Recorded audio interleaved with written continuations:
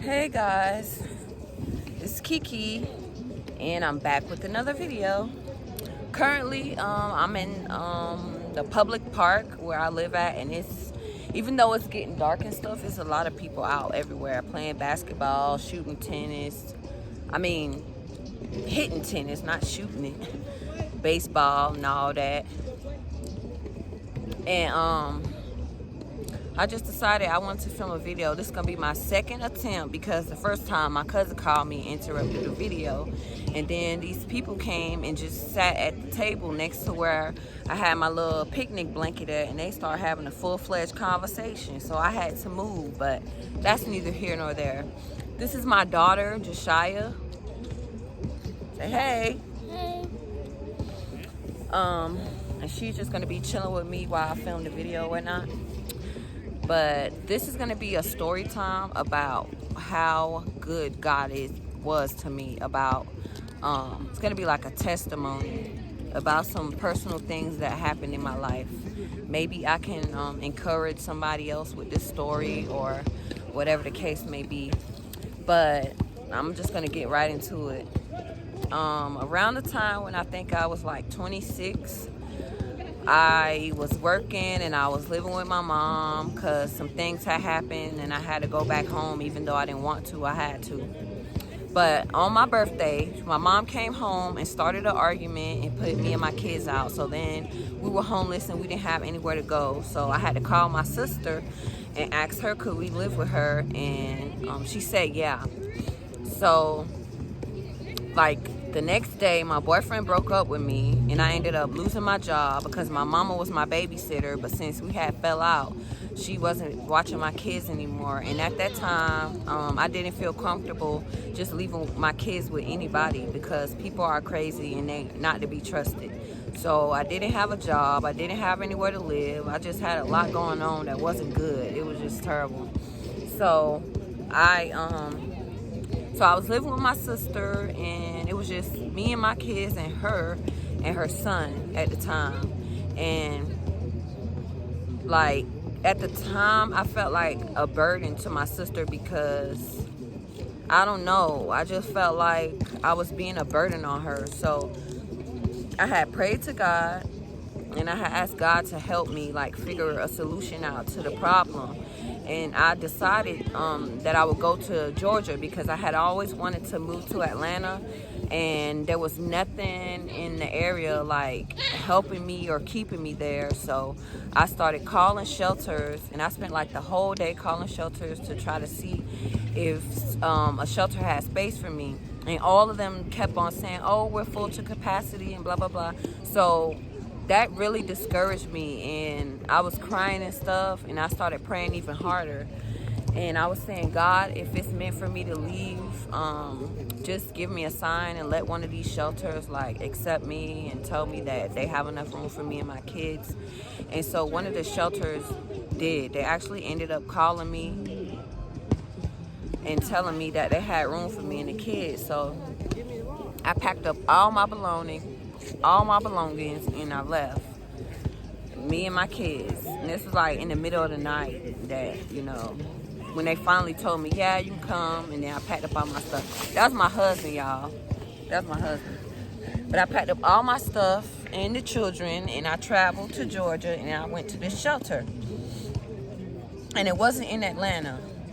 It was in a very racist part of Atlanta. It wasn't Gainesville, babe. It was Where you stayed at was Gainesville. where I stayed at, but that's not where the shelter was at. Clayton County. Yeah, it was in Clayton County, y'all. And I'm sorry to say it, but that place is super racist. Everybody knows in Georgia. Babe, can you not? I'm filming a video. Darren Unless you're gonna edit it for me. Darren Cole County. But anyway, I already had to move one time because those people came and sat down at that bench and started having a conversation and laughing super loud and all that. I just thought that was so rude. But anyway, I packed up all my stuff and went to the shelter, and I was staying in the shelter, and I had found a job, and I was working, and I was trying to do better for myself, even though I was not in a good mental capacity. because I was like super depressed and super discouraged because I felt all alone in the world. I felt isolated. I felt like I didn't have anybody except for my children, of course, but they was young. Like, what? They couldn't do anything for me. They was dependent on me. So I was like, you got to get it together. You got to figure something out. You have to do better. So that was just where my mindset was at. So I got a job, and I had enrolled the children in school, and they was going to school, and I was abiding by all the rules that the shelters have. Because a lot of people don't know, but when you stay at a shelter, there are so many rules you have to follow. It's ridiculous. If you're traumatized, you'll be even more traumatized with all the rules they have. Some of them just don't even be necessary. But, okay, so time went on, a lot done happened, and the day comes for me to move out the shelter. Because the shelter, I had found an apartment to stay in, and the shelter paid like the deposit and all that different type of stuff. So I was actually leaving the shelter to go live in an apartment that I had found. And I had met this girl at the shelter, and me and her, we was gonna be roommates and stuff. So I had went to the store and got some gas because the shelter used to give me gas vouchers. So I had used the voucher to get some gas, and I had bought some cigarettes because I had smoked cigarettes and stuff. So this is where it gets tricky. Okay, so I pumped my gas, got my cigarettes. Now I'm getting in the car, and I'm getting ready to turn out of the gas station to head to my destination, which was the apartment that I had just secured. And I get blue lighted by the police. So, like, immediately I got really scared because I knew that my license was suspended, and I knew that I was gonna get in trouble for driving. I knew I didn't have no business driving, but sometimes when you're in a bad predicament, you just have to do what you have to do, and that was my situation. So I had to pull over because I was getting blue lighted, but I didn't know what I was getting blue lighted for because I didn't do anything.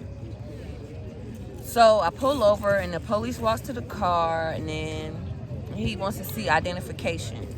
At this moment, I'm faced with two decisions. I know personally that my license is already suspended, and that if I give him my identification, he's going to know that, and then I'm going to go to jail. I had another girl's ID that my ex had given me, and this girl, she resembled me. And so in that split moment, I made the decision to use her identification, which turned out to be a horrific decision. So I hand the police her identification. He runs it, and it turns out that this girl, her license is suspended just like mine is. Like, her license is suspended too. So he's like, place your hands behind your back, you're going to jail. And then he was like, empty out the contents of my pocket. But in my pocket is my ID because I just went to the store and bought cigarettes. So I take my ID out of my pocket, and he's like, which one are you? So I was like, well, I'm just going to go ahead and be honest. I'm that one. So, and I had pointed to the license that was mine.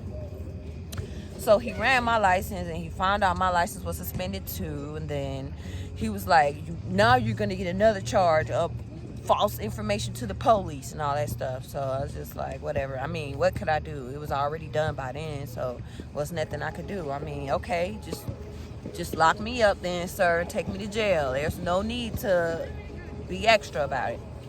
So I get in the back seat of the police car, and my son is still in my car. Let me tell you guys the reason why he pulled me over. He pulled me over because he said that my car was full to capacity, and I was endangering my son's life with the amount of belongings that I had in the car. He was telling me like, oh, you can get some more stuff, but you can't get another child if something happens. Like, if I guess I was to get in a car accident or whatever. He was saying that like my son didn't have enough space in the car to be safe or whatever. So that was why he pulled me over.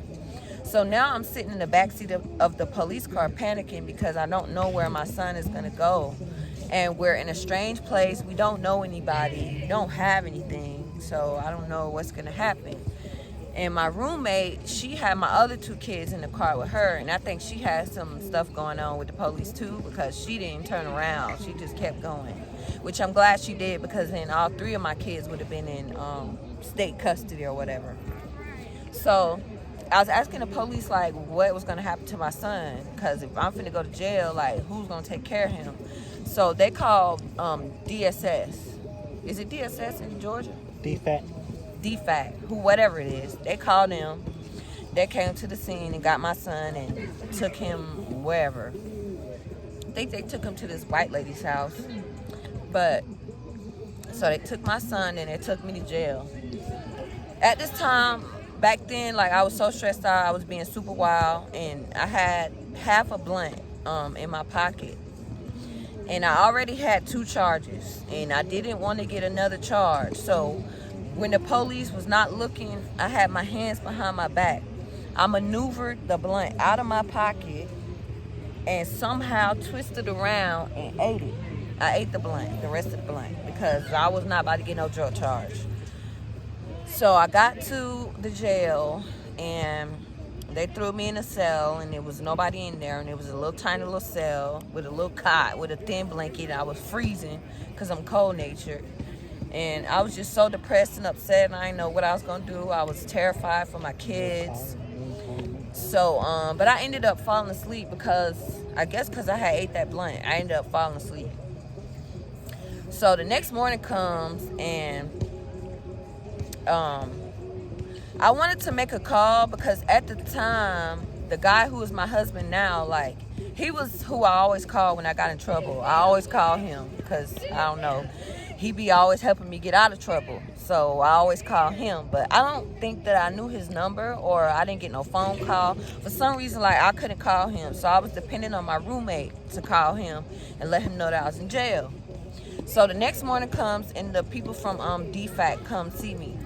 And I'll never, ever forget it. It was my twin's birthday. It was September the 9th. I'll never forget it. So the lady, she's like, oh, we just come in because we want to tell you, like, what all you're going to have to do to get your son back. You need to go to court, and you need to do this, and you need to do that, and all this stuff. And when she was telling me that, like, I broke down real bad, and I started bawling my eyes out. I was crying terribly. I felt terrible, and I know that I had to look terrible. I think my hair was just all over the place. I'm sure my breath was terrible. I probably looked like I had crust in my eyes and all that stuff. I was just looking bad, and I started crying because my kids mean the world to me. And like, I was left trying to do better, and now I'm in a strange place, and I done got into trouble, and I don't know what I'm gonna do. So I started telling the ladies, like, why I was there and what led to me coming there and what I was trying to do and all that. And I was being real honest with them because I ain't have nothing to lose. And I had told them that I felt like the world's most terrible parent on the earth. And I was telling them it was my kid's birthday, my twin's birthday that day.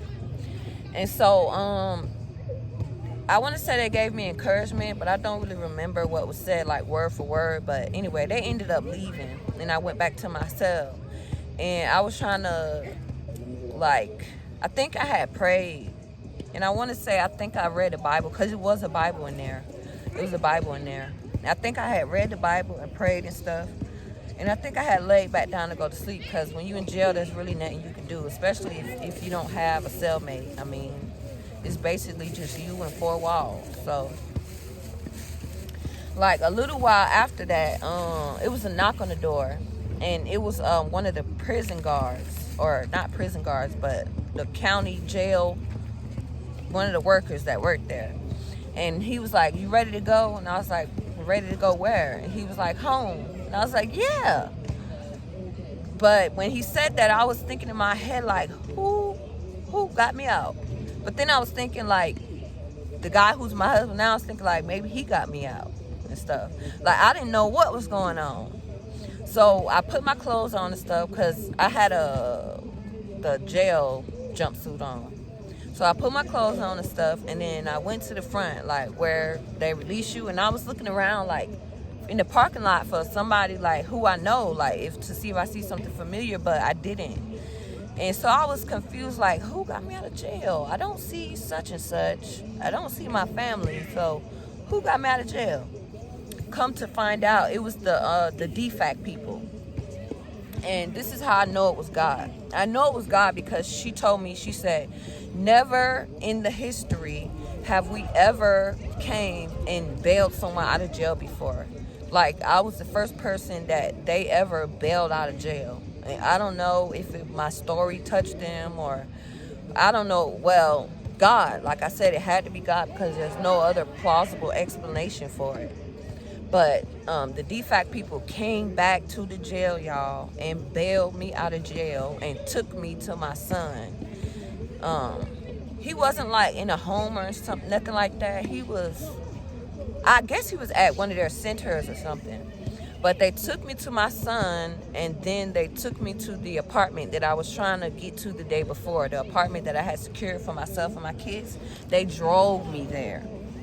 They didn't take me to get my car from out the pound because that was illegal. I didn't have no license, so they wasn't about to be doing all that. But they took me to my son, y'all, and then they took me home. And then I was able to get cupcakes. And we had like a little party or whatever for the twins' birthday. But I will never, ever forget that as long as I live. That was God. That was nobody but God. And then my son basically was having a good time. He said he was with the white lady, and she was letting him do like whatever he wanted. And then he had her take him to Walmart and then got him some cowboy boots and a whole bunch of new clothes and all kind of other stuff. And then he said that the lady was like, I'm gonna adopt you. And then he was like, no, you not. My mama coming back to get me. But I don't know. I just wanted to tell that story about how God really came through for me. That's the end of the story time. I really hope that it hasn't been all over the place. Like I said, just tough it out with me. I'm new to this, and I'm gonna get better. Like, the more I do it, the better I'll get. Anyway, that's all for now. Peace out.